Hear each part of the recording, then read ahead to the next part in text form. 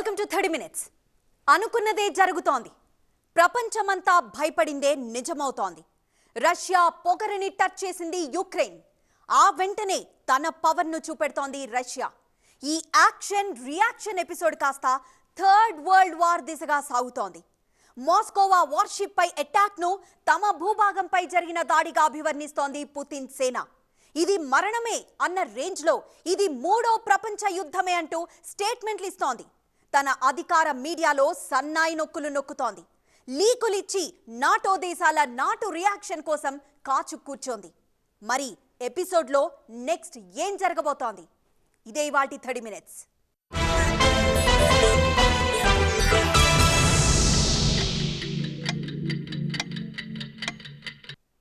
యుద్ధంతో సాధించేదేమీ ఉండదు, పోగొట్టుకోవడం తప్ప. ఇప్పటికే ఈ తత్వం రష్యాకు బోధపడి ఉంటుంది. కానీ ఆ వాస్తవాన్ని ఒప్పుకుంటే, ఈ పాపం నుంచి తప్పుకుంటే అది రష్యా ఎందుకవుతుంది? అక్కడున్నది పుతిన్ ఎలా అవుతాడు? కింద పడ్డా మాదే పై చేయి అనే తత్వం ది గ్రేట్ పుతిన్ది. అలాని అటు అమెరికా ఇటు నాటో దేశాలేం తక్కువ తినలేదు. అంతా కలిసి యుక్రెయిన్ను ఇప్పటికే సర్వనాశనం చేశారు. అక్కడి ప్రజల చావులోనే విజయాన్ని వెతుక్కుంటున్నారు. ఇప్పుడు థర్డ్ వరల్డ్ వార్ అంటూ మిగతా దేశాలను ఈ రొంపిలోకి లాగే ప్రయత్నం చేస్తున్నారు. యుక్రెయిన్ యుద్ధంలో పార్ట్ 2 మొదలైందా? థర్డ్ వరల్డ్ వార్ కు రష్యా సై అంటోందా? రష్యా గర్జనలు, వార్నింగ్లు దేనికి సంకేతం? పుతిన్ మాట రష్యా యాంకర్ నోట వచ్చిందా? మాస్కోవా మునకతో రష్యా పరువు నల్ల సముద్రం పాలైందా? 24 గంటల్లోపే కీవ్ మిలిటరీ స్థావరంపై మిసైల్స్ దాడి. సైన్యానికి పుతిన్ ఇచ్చిన ఆ కీలక ఆదేశాలేంటి? రష్యా రెచ్చగొడితే నాటో వార్లోకి ఎంట్రీ ఇస్తుందా? Спецоперацию России на Украине. То, во что это вылилось, уже смело можно называть, не лукавя, Третьей мировой войной. Совершенно точно. Мы прямо сейчас сражаемся, если не с НАТО, то уж точно с инфраструктурой НАТО. И это тоже надо осознавать.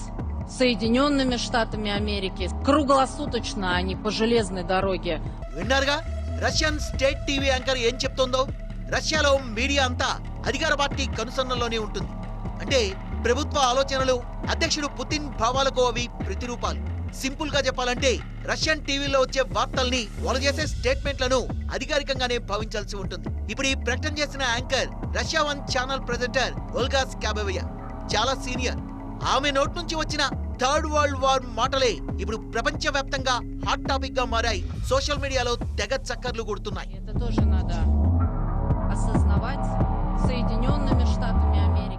ప్రస్తుతానికి యుక్రెయిన్ పేల్చినటువంటి మాస్కోవా అన్నటువంటి ఒక షిప్ కూలిపోవడము, ఇవన్నీ కూడాను పరిణామాలు చూస్తే కనుక రష్యాలో ఒక టీవీ అనలిస్ట్ వచ్చేసి బహుశా మళ్ళీ మూడో ప్రపంచ యుద్ధం మొదలైందా, వస్తుందా అన్న దిశగా వాళ్ళు మాట్లాడడం చూసాం మనం.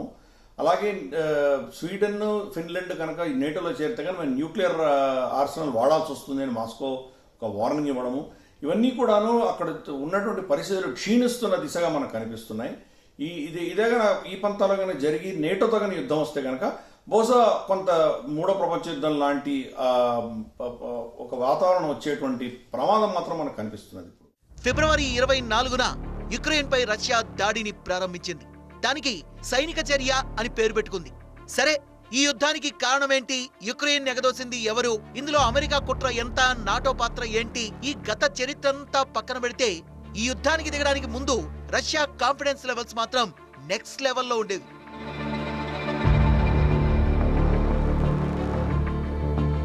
జస్ట్ 5 days లో అంతా ఫినిష్ అవుతుంది, యుక్రెయిన్ కాళ్ళబేరానికి వస్తుంది అన్నది పుతిన్ ఆలోచన. కానీ జరిగింది, జరుగుతోంది వేరు.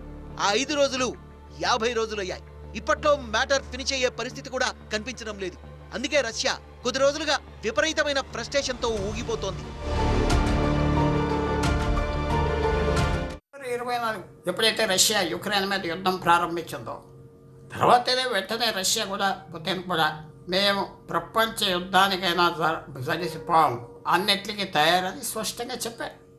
ఆ భయంతోనే ఈ వేళ వరకు నాటో దేశాలు, అమెరికా దేశం వాళ్ళ సైనికులు డైరెక్ట్గా పంపించలేదు యుక్రెయిన్కి. ఎందుకంటే రష్యా థ్రెట్ ఇచ్చింది. రష్యా దగ్గర అటెం బాంబులు అన్ని మిసైల్స్ ఉన్నాయి, వాడతానని చెప్పారు.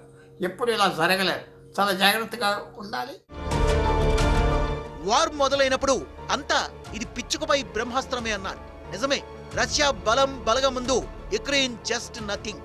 అందుకే అన్ని వైపుల నుంచి రష్యా అటాక్స్ చేసింది, నిర్దయగా విరుచుకుపడింది, బ్రేకులు లేకుండా తన దండయాత్ర కొనసాగించింది, ఒక్కో ప్రాంతాన్ని స్వాధీనం చేసుకుంటూ పోయింది. బట్ సీన్ లో డైరెక్ట్ గా దిగకున్న తెర వెనక నుంచి అమెరికా, నాటో దేశాలు చక్రం తిప్పడం స్టార్ట్ అయిన తర్వాత మొదలైంది అస్సలు సినిమా. ఉక్రెయిన్ ఇప్పటివరకే చాలా నష్టపోయి ఉంది. అలాగే రష్యా మూడో ప్రపంచ యుద్ధం దిశగా కాలు దూవుతున్నట్లు మనకి క్లియర్గా కనపడుతూ ఉంది. సో ఇది రష్యా అమెరికా యొక్క ఆధిపత్య పోరు. అమెరికా ఉక్రెయిన్కి బ్యాకింగ్ ఇస్తూనే ప్రాపర్గా సపోర్ట్ చేయకపోవడం వల్ల ఉక్రెయిన్ తీవ్రంగా నష్టపోయింది. సో ఇప్పుడున్న పరిస్థితుల్లో ఉక్రెయిన్ కానీ కొంచెం తలొగ్గి, రష్యా పెట్టే ఆంక్షలకు తలొగ్గి ముందుకెళ్తే తప్ప ఇది మూడో ప్రపంచ యుద్ధం దిశగా వెళ్ళే అవకాశం తప్పకుండా కనిపిస్తుంది మనకి. ప్రొటెక్ట్ చేసుకునే స్థాయి నుంచి అటాక్ చేసే స్థితికి ఎదిగింది యుక్రెయిన్. ఇక్కడే వార్ మరో టర్న్ తీసుకుంది. రష్యన్ ఆర్మీని అత్యంత సమర్థంగా ఎదుర్కోవడమే కాదు, వాళ్ళ చేతుల్లోకి యుక్రెయిన్ భూభాగం వెళ్లకుండా నిలువరించడమే కాదు, రివర్స్ అటాక్ చేయడం కూడా మొదలుపెట్టింది యుక్రెయిన్. ఇక్కడే రష్యాకు ఓ రేంజిలో కాలింది. ఇది చాలదన్నట్టుగా నల్ల సముద్రంలో అత్యంత సగర్వంగా రొమ్ము విరుచుకొని నిలబడ్డ ఆ దేశపు పొగరు మాస్కోవాను అదే నల్ల సముద్రంలో కలిపేసింది యుక్రెయిన్. ఇది రష్యా పరువుకు సంబంధించిన సమస్య, అత్యంత శక్తివంతమైన దేశం పరాజయానికి సంబంధించిన సమస్య. మాస్కో షిప్ మునకతో ముడిపడి ఉన్న రష్యా పరువును రెండవ ప్రపంచ యుద్ధం అప్పుడు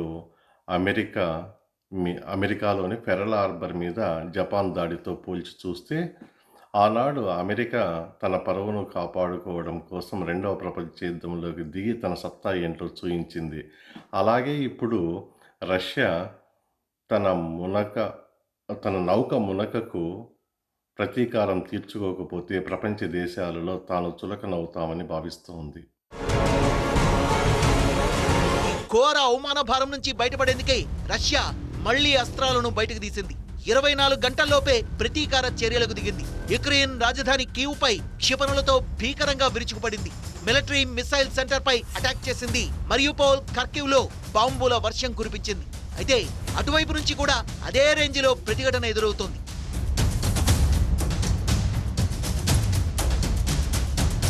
మధ్యలో కొద్ది రోజుల పాటు శాంతి చర్చల జపం పఠించినా అవి కొలిక్కి రాలేదు. ఇప్పుడు మ్యాటర్ చర్చల పరిధిని ఎప్పుడో దాటేసింది.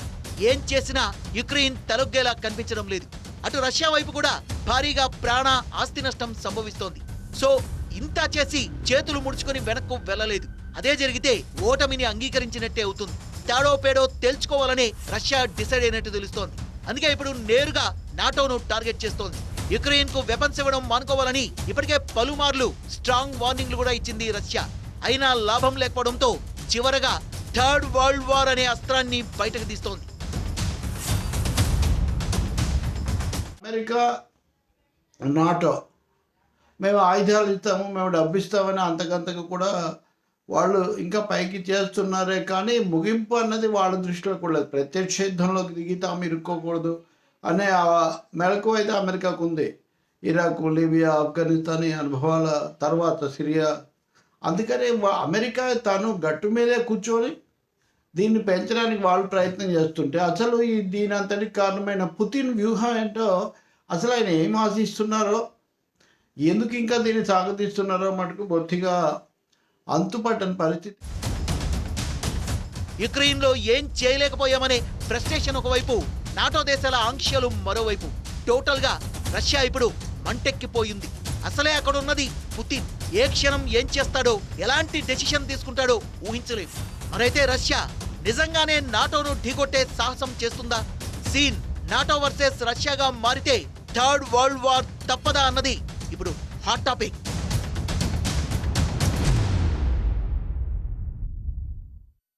పుతిన్ ఒక్కసారిగా ఫ్రస్ట్రేషన్ తో ఊగిపోవడానికి, థర్డ్ వరల్డ్ వార్ తప్పదంటూ ఆ దేశ మీడియా రెచ్చిపోవడానికి తక్షణ కారణం ఒక్కటే, అదే మాస్కోవా మునక. ఇది కేవలం ఓ వార్ షిప్ మునిగిపోవడం మాత్రమే కాదు, రష్యా దేశ పరువు, ఆ జెండా పొగరు నల్ల సముద్రం పాలవడమే. ఆ అవమానంలోంచి, ఆ పరాభవ భారంలోంచి, ఏం చేయాలో తెలియని కోపంలోంచి పుట్టుకొచ్చిందే ఈ థర్డ్ వరల్డ్ వార్ స్లోగన్. నిజంగానే రష్యా నాటోను ఢీకొట్టే సాహసం చేస్తుందా? అదే జరిగితే మరో న్యూక్లియర్ వార్ తప్పదా?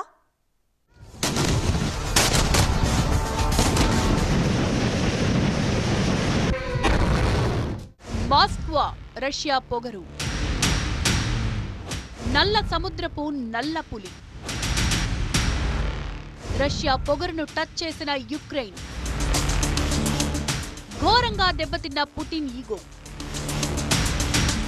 ఇప్పుడు రష్యా ముందున్న ఆప్షన్స్ ఏంటి? రష్యా అమ్ముల పొదిలో ప్రధాన యుద్ధ నౌక మాస్కో. నల్ల సముద్రంపై పట్టు సాధించడానికి అత్యంత కీలకమైంది ఈ వార్షిప్.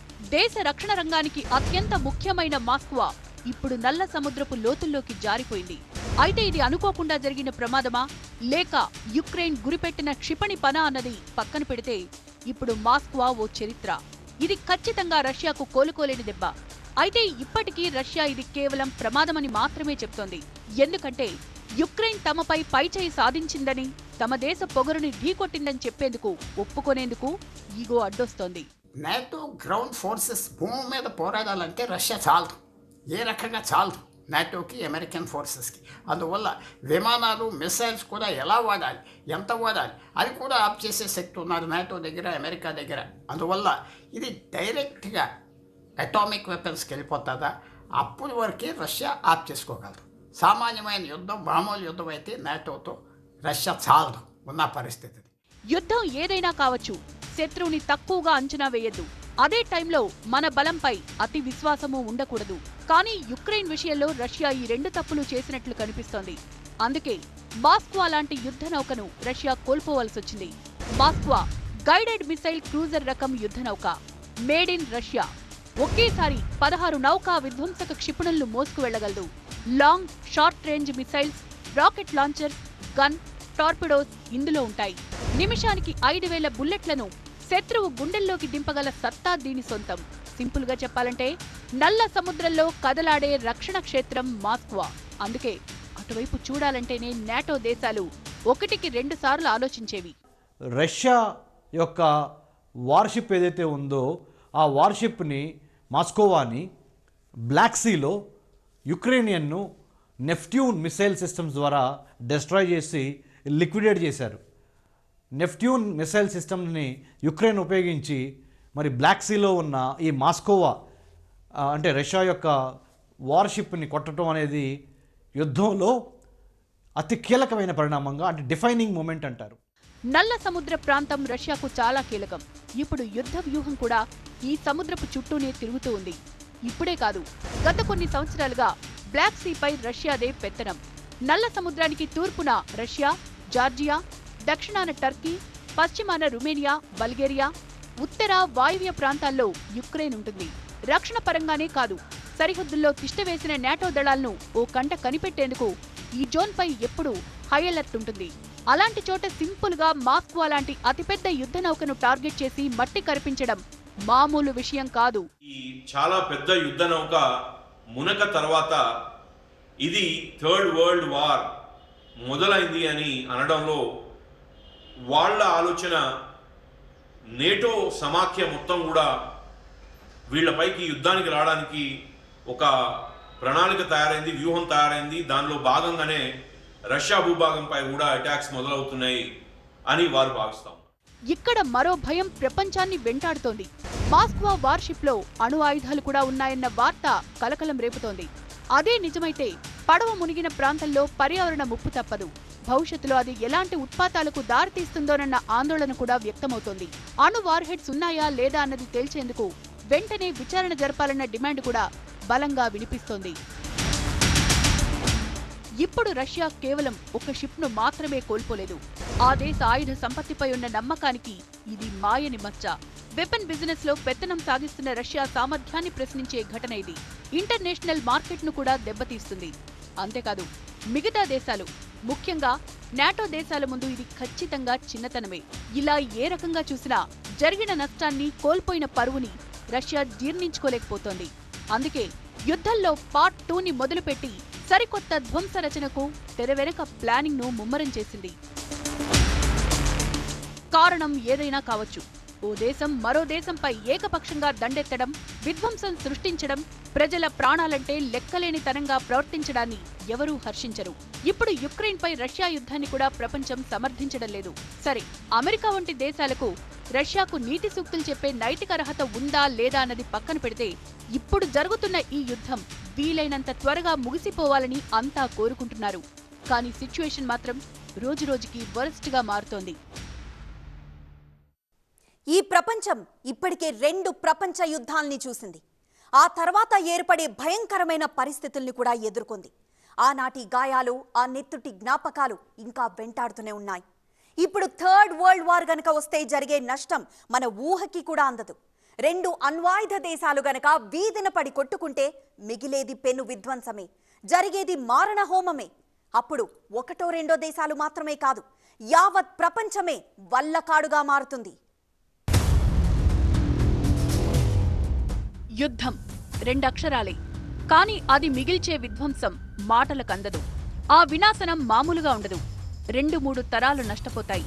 ఆ ఎఫెక్ట్ నుంచి కోలుకోవడానికి 10-100 ఏళ్లు కూడా సరిపోవు.